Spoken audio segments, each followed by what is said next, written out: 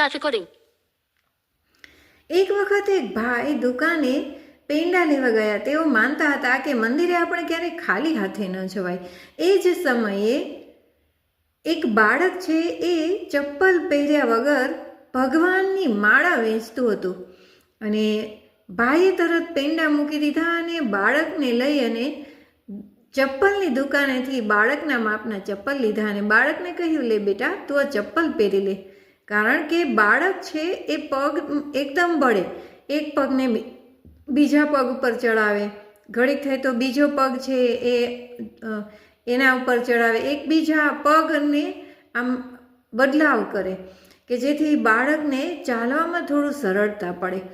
પણ આ ભાઈએ બાળકને આ રીતે જોયું, આટલું નાનું બાળક, કુમળું બાળક આ રીતે મેનેજ કરે છે તો મારે એને નક્કી ચપ્પલ લઈ દેવા જોઈએ. બાળક ચપ્પલ પહેરીને એકદમ ખુશ થયો અને મનમાં બોલતો હતો, વિચારતો હતો. ત્યાં જ પેલા ભાઈને એને જોરથી કહી દીધું કે વાહ કૃષ્ણ ભગવાન, થેન્ક યુ.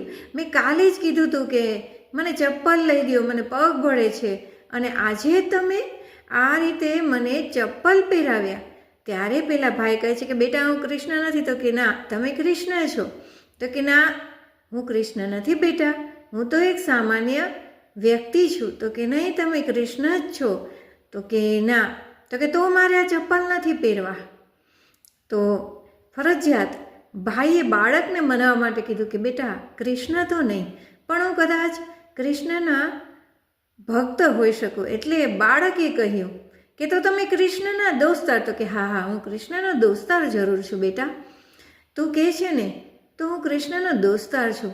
હા, તરત બાળકે ચપ્પલ પહેરીને કહ્યું કે જો હું કહેતો હતો ને કે કોઈને કોઈ રૂપે ભગવાન મને મદદ કરવા તો આવશે જ, અને ભગવાન આવી ગયા. બાળક આ રીતે ખૂબ ખુશ થઈ ચપ્પલ પહેરી અને રોજિંદુ કામ કરે છે. તો ભગવાન આપણને કોઈકને કોઈક સ્વરૂપે મળવા આવે છે, મદદ કરવા આવે છે. આપણે કહીએ છીએ કે મેં ભગવાનને જોયા નથી. હા, કોઈએ ભગવાનને જોયા ભલે ના હોય, પણ એ વ્યક્તિ રૂપે કોઈને કોઈ વ્યક્તિ, ભલે ને પછી અનનોન વ્યક્તિ હોય, તમારા પેરેન્ટ્સ હોય, તમારા મિત્રો હોય, તમારા ટીચર્સ હોય કે તમારું બાળક હોય, પણ આવે તો છે જ.